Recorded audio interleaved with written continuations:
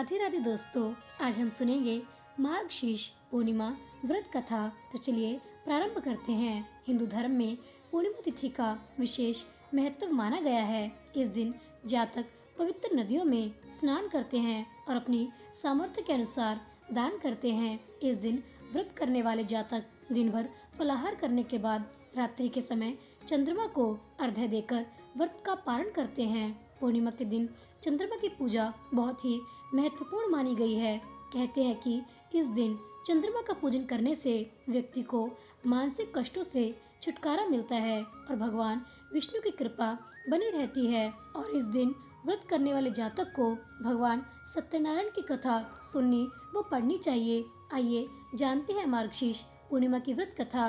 काशीपुर नाम के नगर में एक गरीब ब्राह्मण को भिक्षा मांगते देखकर भगवान विष्णु जी ने स्वयं ही एक बूढ़े ब्राह्मण के रूप में उस निर्धन ब्राह्मण के पास गए और कहने लगे, हे विप्रो, श्री सत्यनारायण भगवान मनोवांछित फल देने वाले हैं। तुम उनका व्रत पूजन करो, जिसे करने से मनुष्य सब प्रकार के दुखों से मुक्त हो जाता है। इस व्रत में उपवास का भी अपना महत्व है, किंतु उपवास से मात्र भोजन न लेना ही समझना चाहिए। उपवास के समय हृदय में यह धारणा होनी चाहिए कि आज भी सत्यनारायण भगवान हमारे पास ही विराजमान हैं। अतः अंदर व बाहर शुचिता बनाए रखनी चाहिए और श्रद्धा विश्वास पूर्वक भगवान का पूजन कर उनकी मंगलमय कथा का श्रवण करना चाहिए। श्री सत्यनारायण की कथा बताती है कि व्रत पूजन करने में मानव मात्र का समान अधिकार है, चाहे वह निर्धन, धनवान, राजा हो या व्यवसायी, ब्राह्मण हो या अन्य वर्ग, स्त्री हो या पुरुष। यही स्पष्ट करने के लिए इस कथा में निर्धन ब्राह्मण, गरीब लकड़हारा, राजा उल्कामुख, धनवान व्यवसायी, साधु वैश्य, उसकी पत्नी लीलावती, पुत्री कलावती, राजा तुंगध्वज एवं गोपगणों की कथा का समावेश किया गया है। एक साधु वैश्य ने भी यही प्रसंग राजा उल्कामुख से सुना, किंतु उसका विश्वास अधूरा था और श्रद्धा में कमी होने के कारण उसने मन में प्रण लिया कि संतान प्राप्ति पर सत्यव्रत पूजन करूंगा। समय बीतने पर उसके घर एक सुंदर कन्या ने जन्म लिया।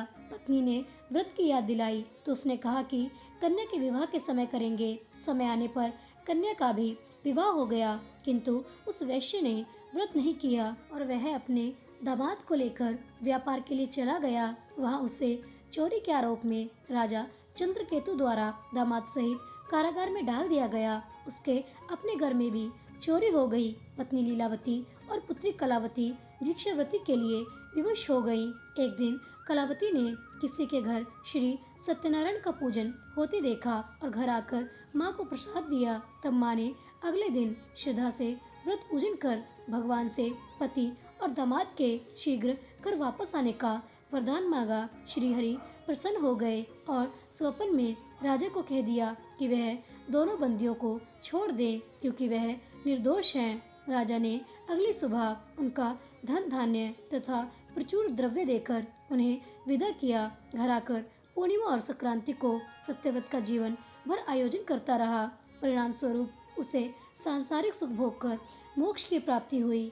इसी प्रकार एक बार राजा तुंगध्वज ने वन में गोपगणों को श्री सत्यनारायण भगवान का पूजन करते देखा, किंतु अपने अभिमान की वजह से राजा ने न तो पूजा स्थल पर गया और न ही दूर से प्रणाम किया और न ही गोपगणों द्वारा दिया गया प्रसाद ग्रहण किया।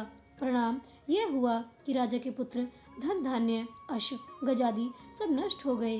राजा को फिर से आभास हुआ कि विपत्ति का कारण भगवान सत्यदेव का निरादर है। तब उसे बहुत पश्चाताप हुआ। वह तुरंत वन में गया और गोपगणों को बुलाकर उनसे सत्यनारायण भगवान की पूजा विधि पूछी और बाद में पूजा भी की। फिर उसने उनसे ही प्रसाद ग्रहण किया तथा घर आ गया। उसने देखा कि विपत्ति टल गई है और उसकी सारी संपत्ति तथा जन सुरक्षित हो गए। राजा प्रसन्नता से भर गया और अपना सर्वस्व भगवान को अर्पित कर दिया। और दोस्तों, इस प्रकार हमारी यह कथा यहीं पर संपूर्ण होती है। प्रेम से बोलिए श्री सत्यनारायण भगवान की जय।